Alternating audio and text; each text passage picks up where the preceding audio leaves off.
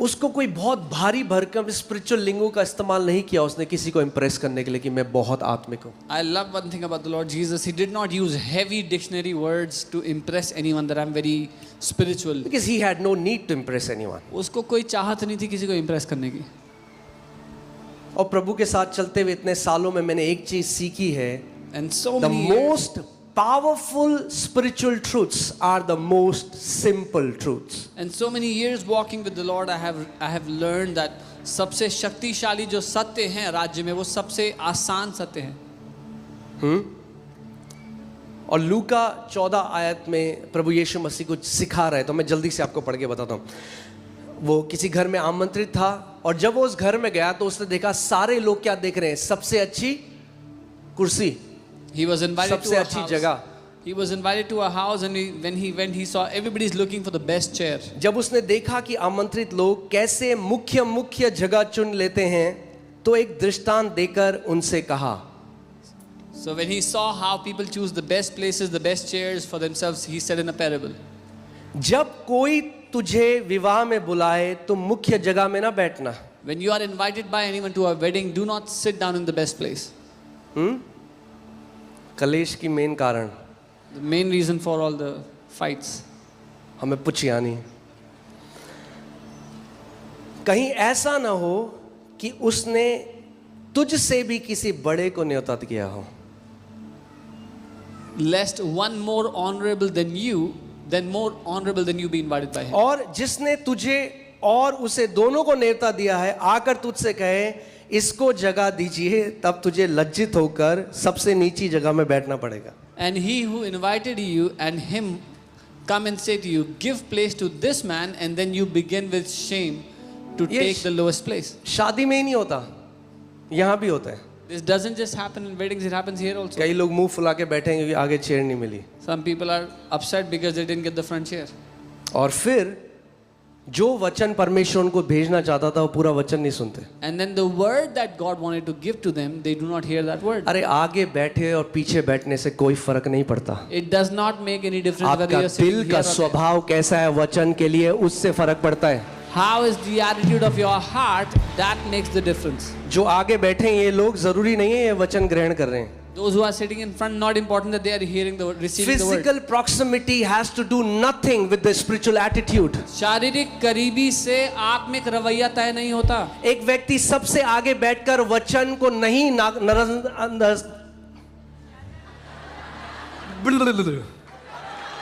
नजरअंदाज कर सकता है, मगर एक व्यक्ति आखिरी कुर्सी पर बैठ के सबसे ज्यादा ग्रहण करके घर जा सकता है. A person sitting on the first chair can be ignoring the word, but a person sitting on the last chair may be receiving the entire word. So जब आप आते हैं आपका क्या आप ज्यादा इस पर ध्यान देते हैं कि मेरी कुर्सी कहाँ है, या इस बात पे ध्यान देते हैं कि मेरे मन का एटीट्यूड क्या है जब वचन का प्रचार होता है. So when you come to the house of God, what are you more concerned about? Where is my chair, or how is my attitude, that how will I receive the word today? क्योंकि मैं आपको बता रहा हूं कई ऐसे लोग हैं जो आज तक एफएलजे कलीसिया में नहीं आए और हजारों किलोमीटर दूर बैठकर आज इतना फल रहे हैं क्योंकि आदर के साथ और नम्रता के साथ वचन को ग्रहण करते हैं. Because I'm telling you, there are so many people sitting thousands of kilometers away from this building, but they are receiving the word with so much honor and their life is filled with fruits. Okay? पर जब तू बुलाया जाए तो सबसे नीची जगह जाकर बैठ. But when you are invited, go and sit down in the lowest place. कि जब वो जिसने तुझे नेता दिया है तुझसे कहे हे मित्र आगे बढ़कर बैठ, तब तेरे साथ बैठने वालों के सामने तेरी बड़ाई होगी. So that when he who invited you comes, he may say to you, friend, go up higher, then you will have glory in the presence of those who sit at the table with you. Isn't that amazing? That Jesus doesn't shy away to even share these basic practical teachings. क्या हैरानी की बात नहीं है कि यीशु ऐसी साधारण practical शिक्षा दे रहा है. और मैं बता रहा हूं आज की कलीसिया को ये ज्यादा चाहिए. And I'm telling you, the church today needs this more. हम बताएं आप तीसरे स्वर्गों में बैठे हुए, मगर बाहर अगर आप जाके किसी को लड़ाई करो, कोई आपके आगे है, कोई एक एक माँ है, एक बहन है, एक बूढ़े व्यक्ति हैं, एक बूढ़ी औरत है, अगर आप उनको आदर ना दो तो फिर क्या फायदा पूरे इस शिक्षा को सुनने का? You come here, we tell you you're seated in the third heaven, and you go out, you misbehave with other people, you misbehave with the elderly. Then what is the point of teaching? 11वीं आयत पे आते हैं, and it will set the tone. क्योंकि प्रत्येक जो अपने आप को ऊंचा उठाता है, प्रत्येक, कुछ नहीं, बोलो प्रत्येक, प्रत्येक मतलब this is applicable to everyone. For everyone who exalts himself Everyone, will not be some, humbled. everyone. प्रत्येक जो अपने आप को ऊंचा उठाता है वो नीचा किया जाएगा, परमेश्वर का वचन कहता है. For everyone who exalts himself will be humbled, the Bible says. कई लोग आज तक इसको समझे नहीं. Many people have still not understood this. 40 साल हो गए, It's been वो 40 फिर नई years. जगह जाएंगे. वो कहते हैं, तुम्हें पता है मैं कौन हूँ, मैं ये हूँ, वो हूँ, ये हूँ, वो हूँ, ये हूँ, मैंने ये किया, वो किया, ये किया, वो किया. They'll go to a new place and say, you know, I'm this, I'm that, I did this, I did that. और फिर कोई फल नहीं. And there's no उनको समझ fruit. में नहीं आता ये क्यों है. No fruit in their life, and they don't understand why.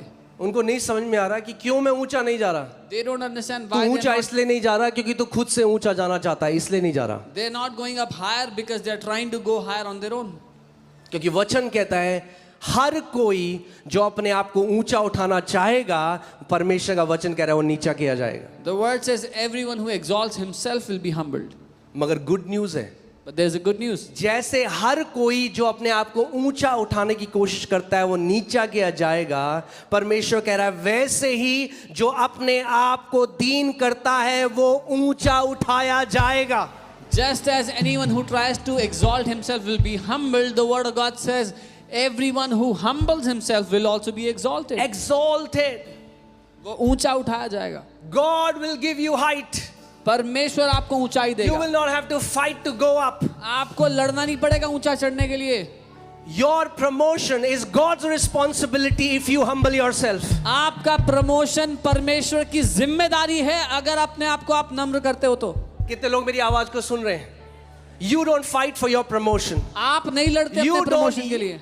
You don't go after your promotion. You work on the attitude of your heart.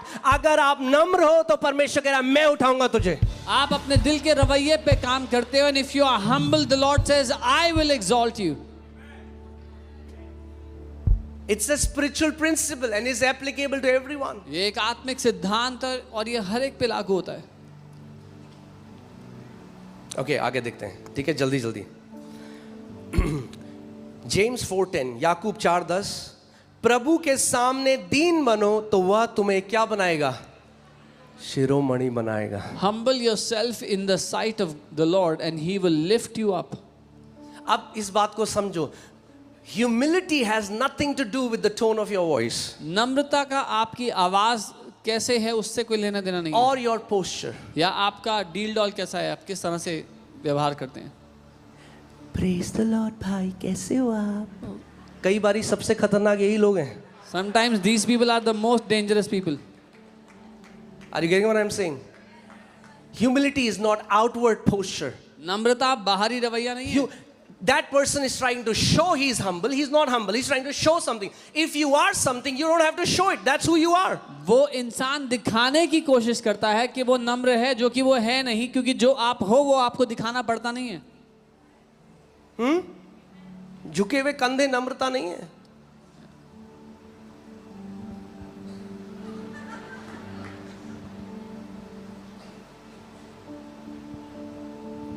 Okay,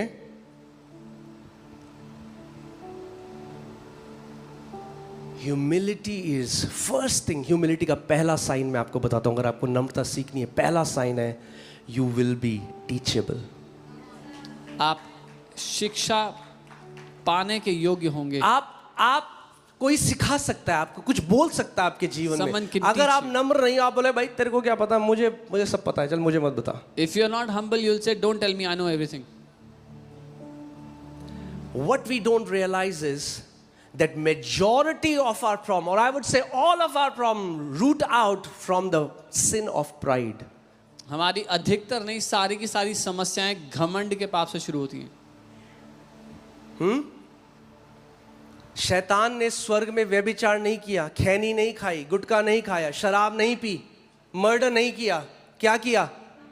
घमंड किया. Devil did not do fornication, adultery, or any addictions in church. If you focus, sin became the father of all. Pride became the father of all sins. अगर आप ध्यान दोगे तो घमंड सारे पापों का पिता बन गया. और घमंड की एक बात क्या है, कोई शराब पी रहा है ना, उसको पता है वो शराबी है. The thing with pride is if someone is drinking alcohol, they know they are drinking सबको alcohol. पता है ये शराबी है. Everybody knows he's an alcoholic. कोई व्यभिचार में, उसको पता है व्यभिचारी है. Someone's in adultery, they But know. pride is so deceptive घमंड इतना धोखे वाला है.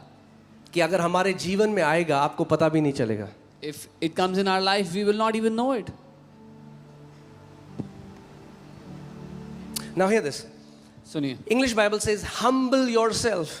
अपने आप को कई नम्र लोग प्रार्थना करो. करते हैं, हो प्रभु मुझे हम्बल कर प्रभु. Some people pray, Lord, make me humble. बहुत खतरनाक प्रार्थना है, मत करना ये प्रार्थना. Very dangerous prayer. Don't do खुद this कर लो prayer. अपने आप को हम्बल, वो बहुत अच्छा है प्रभु को बोलने के बजाय. It's better you humble yourself instead of telling the Lord to humble you.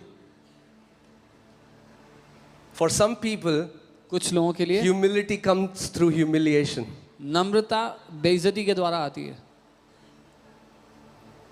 That's why the Bible says, humble yourself This is before what- God. The Bible doesn't say God will humble you. It's your response. The attitude of your heart is your responsibility. आपके दिल का जो रवैया है वो आपकी जिम्मेदारी है, इसलिए बाइबल कहती है खुद को नम्र करो. मेरे पीछे बोलो, मेरा हृदय मेरी जिम्मेदारी है. Say my heart, my responsibility. Okay? So Bible कहीं नहीं कहती God will humble us, but Bible बार बार हमें कहती है अपने आप को नम्र कर परमेश्वर के सामने. The Bible doesn't say परमेश्वर हमें नम्र करेगा, लेकिन but it keeps saying you humble yourself. पहला पत्रस 5:6, इसीलिए परमेश्वर के बलवंत हाथ के नीचे दीनता से रहो, जिससे वो तुम्हें उचित समय पर बढ़ाए. Therefore humble yourself under the mighty hand of God that he may exalt you in due time. यानी ध्यान से सुनो, Hear carefully. एक्सॉल्टेशन हर किसी के लिए है, ऊंचा उठाया जाना. हर Exaltation is for विश्वासी के everyone. लिए. मगर प्रॉब्लम ये है कि वो परमेश्वर के हाथ के नीचे टाइम से पहले नहीं बने रहते, बाहर आ जाते हैं. Exaltation is for every believer, but the problem is they don't stay under the hand of God, they come out of it. You know, अभी हम लोग कुछ एक परमेश्वर के जन आए थे, हम लोग साथ में बैठ के बात कर रहे थे. मैं कहता इस जनरेशन की दिक्कत क्या है पता है आपको? यहाँ इस जनरेशन की प्रॉब्लम क्या है?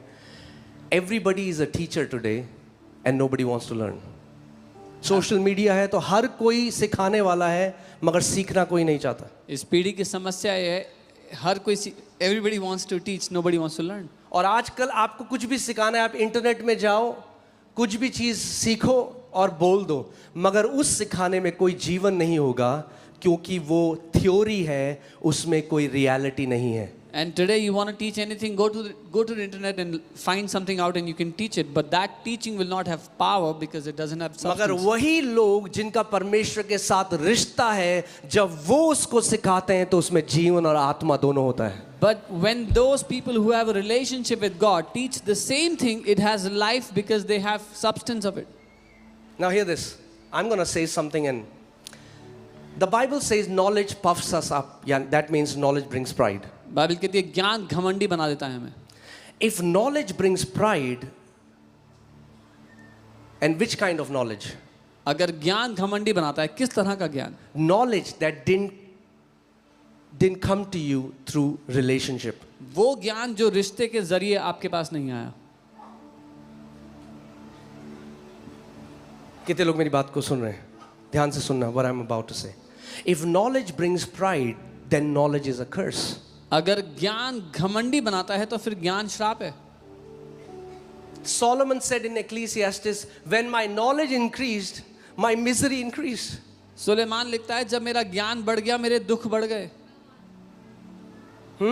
मैं एक वर्शिपर से मिला, तो एक नहीं बहुतों से मिला हूँ, क्योंकि उनको इतना ज्ञान है गिटार में कैसी कॉर्ड होनी चाहिए, कौन से नोट्स होने चाहिए. अब वो आराधना नहीं कर सकते. अब वो पूरे टाइम के दिमाग, अरे ये इसने गलत नोट क्या बजा रहा है. तो जब आराधना करनी, क्योंकि ज्ञान इतना आ गया कि नोट्स कैसे बजने चाहिए, अब आराधना नहीं कर सकता वो. अब उसे हर जगह दिख रहा है, यहाँ पे ये गलत नोट बजा, वहाँ पे वो गलत नोट बजा. Many worshippers, because they are so skilled now, they are not able to worship God if someone is not playing according to them. क्योंकि जब ज्ञान बढ़ता है तो कहीं ना कहीं क्या होता है, हम लोग क्या बन जाते हैं, न्यायी बन जाते हैं. When knowledge increases, we take the seat of a judge. That's why the Bible says the earthly knowledge is demonic and it is self-seeking. दुनियावी ज्ञान शैतानी है, खुद की इच्छा रखता है. But the wisdom that comes from above is humble, produce humility. जब परमेश्वर से ज्ञान आएगा ना तो और नम्र वो आपको बना देगा. When wisdom comes from God, it will make you more humble. Okay?